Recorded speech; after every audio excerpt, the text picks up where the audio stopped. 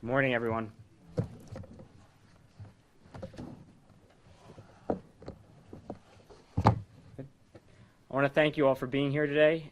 When President Trump was elected November 5th, I made clear that it was my hope that he would act in ways that were in the best interest of our communities, of our residents, of our neighbors, of our friends. And I said very clearly that, A, he's a duly elected president. No one makes any bones about that.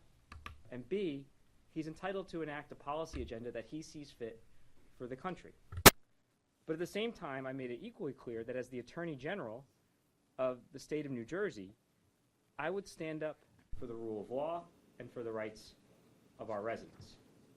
And when I took this job, I swore an oath to uphold the United States Constitution and the Constitution of this state. And I made a commitment to serve the people of the state of New Jersey, all 9.5 million of them. That's why today I'm announcing that New Jersey is leading a group of 18 states, the District of Columbia, and the city of San Francisco in filing a suit to block President Trump's executive order eliminating birthright citizenship for many Americans. The executive order renders many children born on American soil without citizenship, creating for the first time a class of American-born children whose health and well-being are threatened by their own government. This is an extreme and unprecedented act, and this executive order is an assault on the rule of law. It attacks a right that is core to our nation's earliest days. It's an assault on the very text of the Constitution, a right that our nation made sure to codify in the 14th Amendment in the aftermath of the Dred Scott decision, one of the worst decisions the Supreme Court has ever issued, and following a civil war. So you got to remember, the birthright citizenship clause in the 14th Amendment followed the only brief period in American history where the descendants of slaves were held, even if they were born on American soil, were held not to be American citizens. We fought a bloody civil war, and shortly thereafter enacted 157 years ago the 14th Amendment, which put what had always been the practice into the United States Constitution and deliberately took it out of the hands of presidents and elected leaders as to who would qualify for citizenship when born on American soil. But this isn't just an attack on the law. It's an attack on the very fabric of this nation, this diverse nation, a nation of immigrants. It's an attack on states like New Jersey, home to Ellis Island, in the shadow of the Statue of Liberty, that are built on the contributions of generations of immigrants.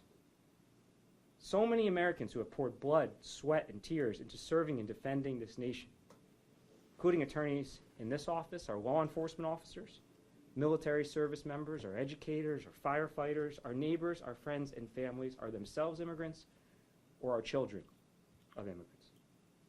This executive order is an attack on all of them, and frankly on all of us. And I can think of nothing better that what epitomizes to uphold the Constitution and the rule of law than to defend the rights enshrined in the Constitution against this unlawful executive order. Now, we all have personal connections to immigrants. I remember very fondly going to Ellis Island as a kid and etching my grandparents' names. By the way, it was a misspelling. Plotkin was the original name.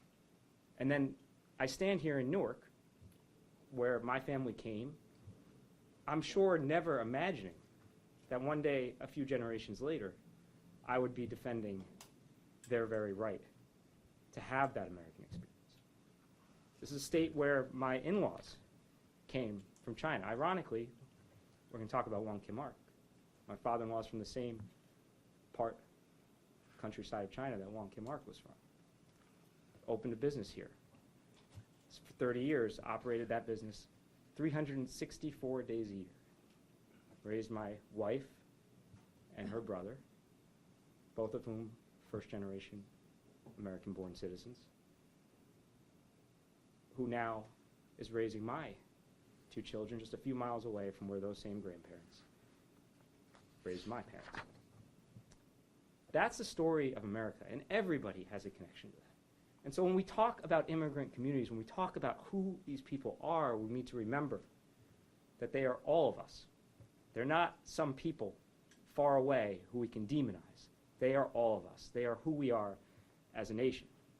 So I am extraordinarily proud to lead this effort on behalf of an incredible coalition to block this clearly unconstitutional executive order. We're the first case to present our full legal briefing and argument to the court, and we hope for a swift decision confirming what we've known all along, that the 14th Amendment and the subsequent Supreme Court precedents that followed are crystal clear. That, quote, all persons born in the United States and subject to the jurisdiction thereof are citizens of the United States.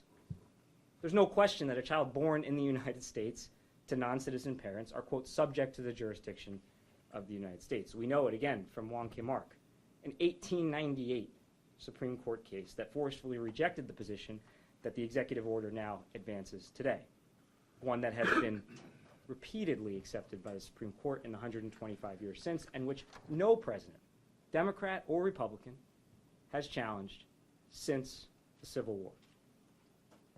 But we also know this as a matter of common sense, from reading the plain language of the Constitution itself.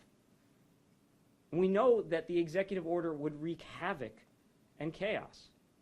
Hundreds of thousands of children who are born in this country to non-citizen parents each year will suddenly have an uncertain legal status. That's at least 420 children born every single day if this order were to take effect. The state's ability to safeguard their well-being, to provide basic services like health care and special education needs, would be thrown into disarray if these children's legal status is uncertain. I say this as a parent of 2 young children, and I cannot imagine what parents would go through, not knowing if their child suffering from an illness or his autism isn't going to get the services that as an American-born citizen he or she is entitled to. That's why our broad coalition of states is standing up to the president and defending the rule of law. Presidents in this country have broad powers, but they are not kings. We're in the state of Hamilton. We all know this. They are not kings. They do not have the power to unilaterally rewrite the Constitution. They do not have the power to unilaterally disregard our laws. That's true for Donald Trump. That's true for every president that came before him and every president who will come after him. And as an American and as the Attorney General of the state of New Jersey, I will always stand up for our residents, and I will always stand up to defend our Constitution and the rule of law when it is under attack. That is what I swore an oath to do. And that's exactly what we're doing today. The team here and in New Jersey and in so many other states across this country have worked tirelessly over many months to prepare us for this unfortunate reality, where states are on the front lines of defending our rights and defending our residents. And they will lead this fight for birthright citizenship. I want to personally thank many members of my team, including our Solicitor General, Jeremy Feigenbaum, our Deputy Solicitor General, Shankar Duraswamy, Deputy Attorneys General, Viviana Hanley, Shefali Saxena, Elizabeth Walsh, and our Executive Assistant Attorney General, Angela Kai, among many, many others. I know this feels a bit like the beginning of a long and difficult road, and I'm not going to sugarcoat it, because I know the coming weeks and months will be painful to many people in our communities.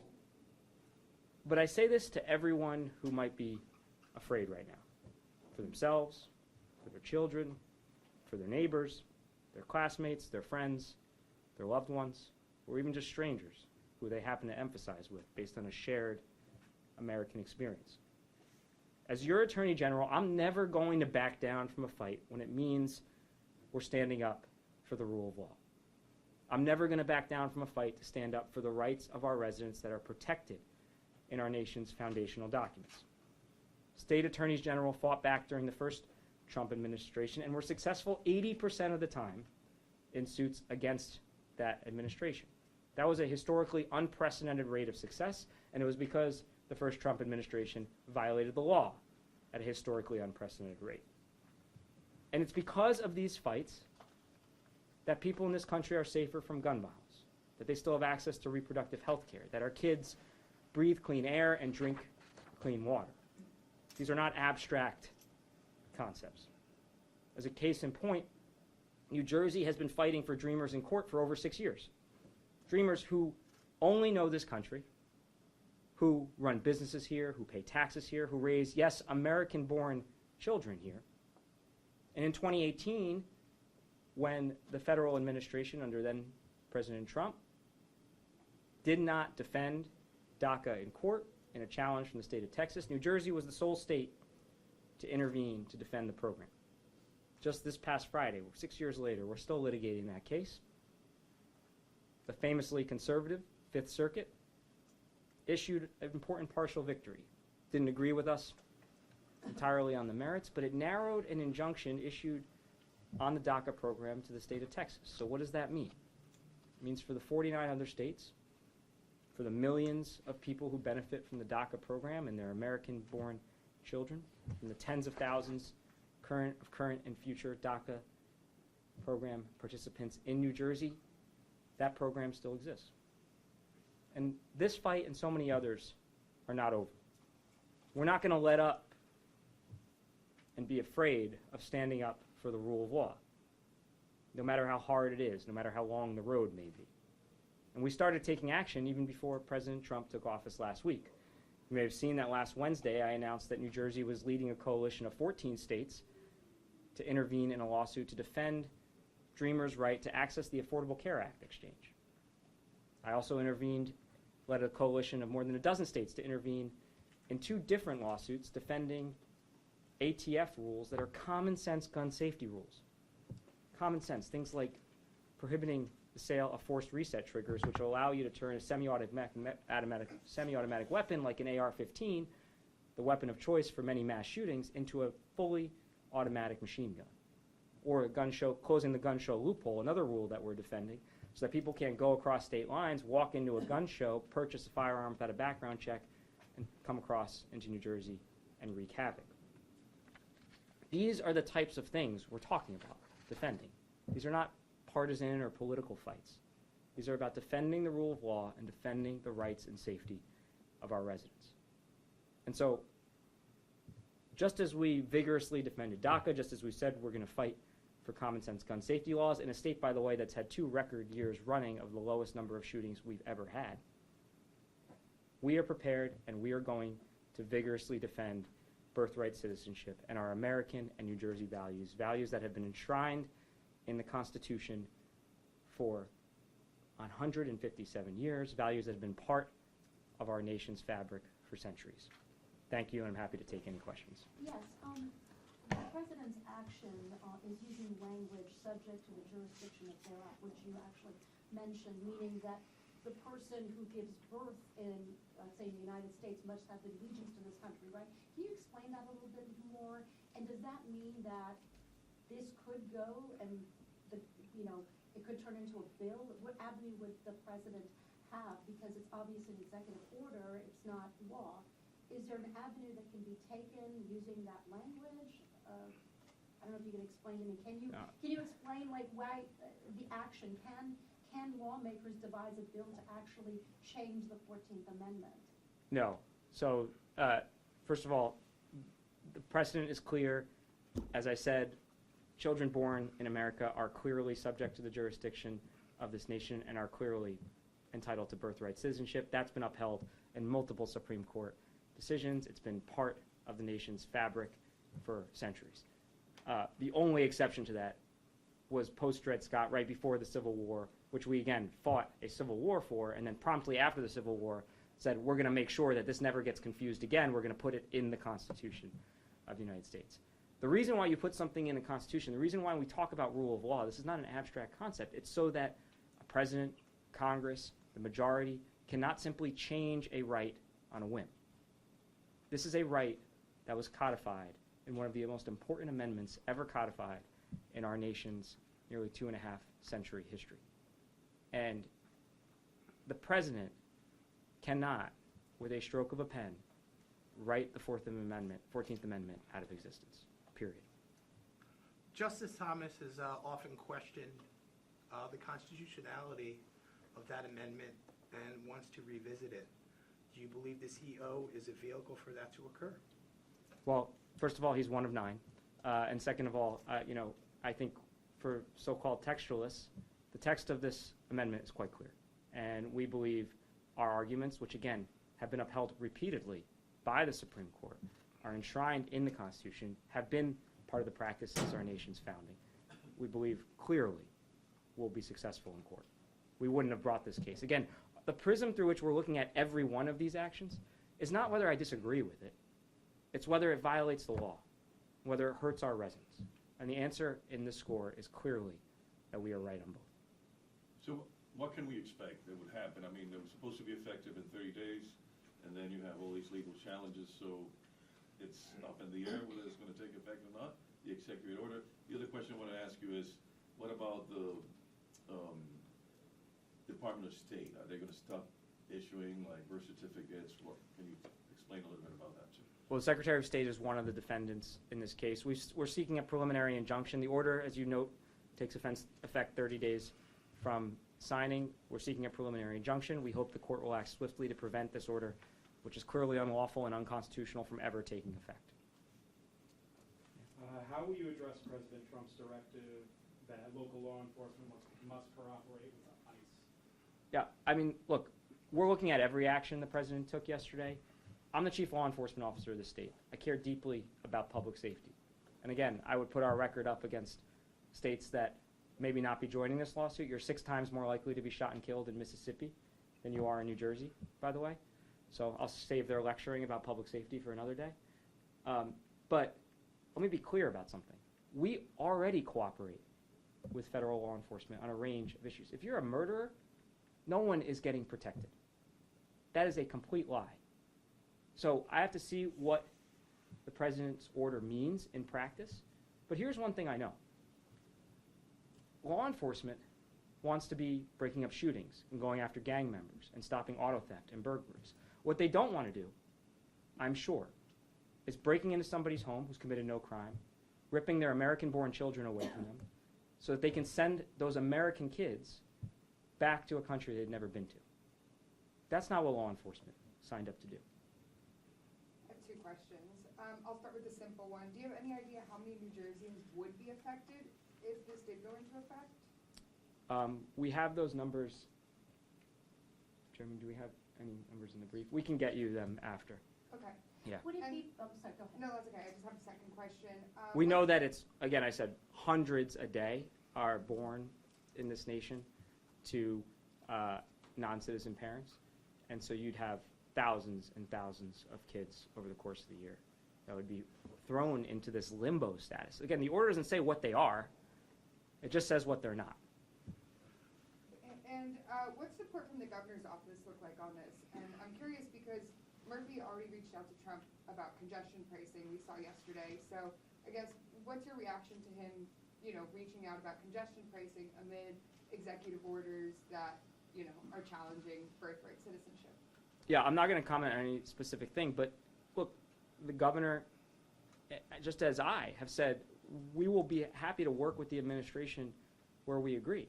But I swore an oath as the Attorney General to protect the residents of the state, to stand up for the Constitution of this state and of this nation, to protect and ensure that the rule of law is adhered to. I have a sworn responsibility to do that. And when the president, I think we got to be clear about how extreme what this order is. I know he did a lot of things yesterday, and things can get lost in the sauce a little bit here.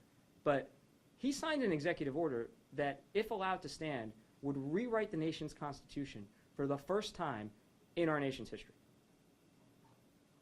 And so I would be derelict in my duties if I didn't stand up for the rule of law, if I didn't stand up for the rights enshrined in that Constitution.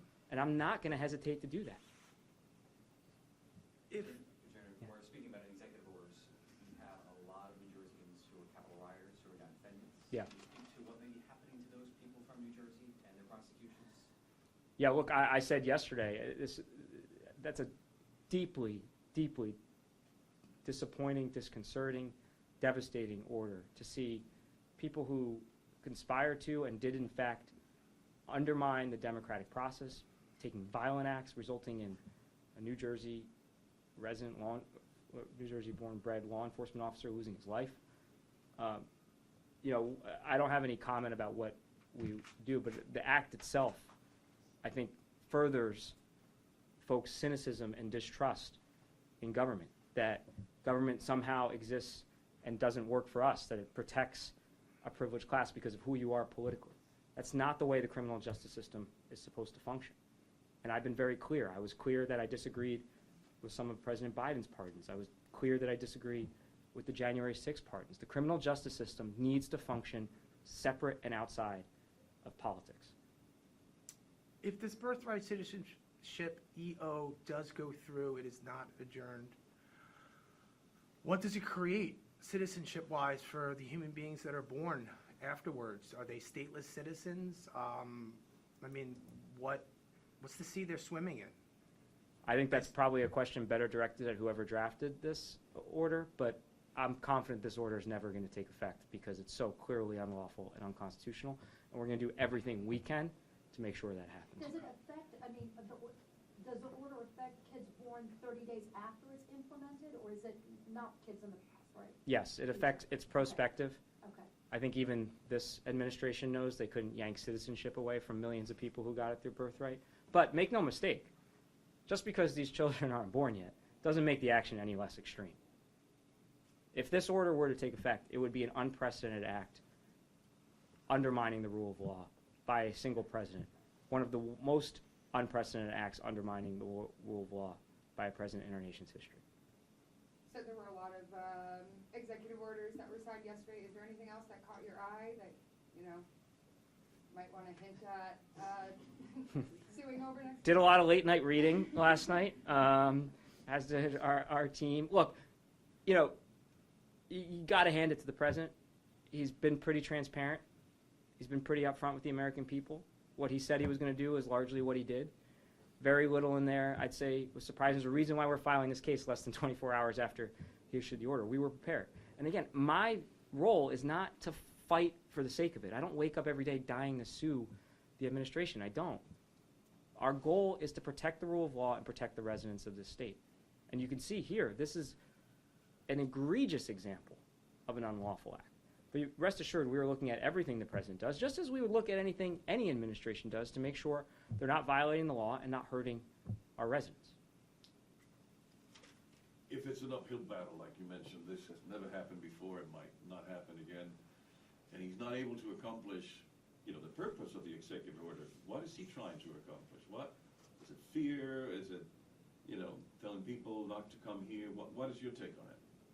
Oh, I've long since tried to get into President Trump. Stop trying to get into President Trump's head. I'll defer to his administration on why he's doing this. I can't understand how someone can look at the issue we're talking about. I told you our personal stories. Everybody has these. And look at the legal history here. Look at the history of why this amendment is in the Constitution, because it was only a decade that this policy of birthright citizenship wasn't universally accepted as the law of the land, and it was the Civil War. And so, again, the public came together and said in the immediate aftermath of the Civil War, one of the first things we're going to do is say that we can never have this debate again.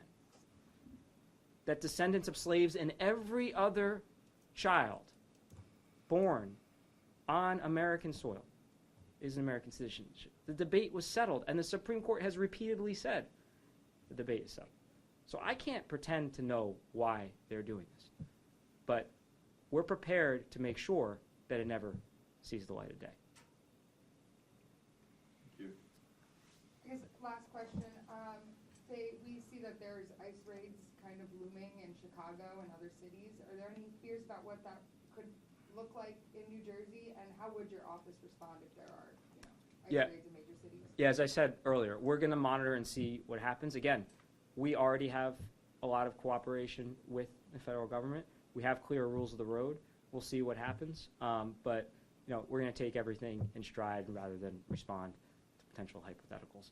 I want to thank you all for coming. I want to thank our incredible team who has worked around the clock for many, many weeks now to be prepared for this. and I want to tell the people in New Jersey that we are ready to stand up for them and for the rule of law. Thank you.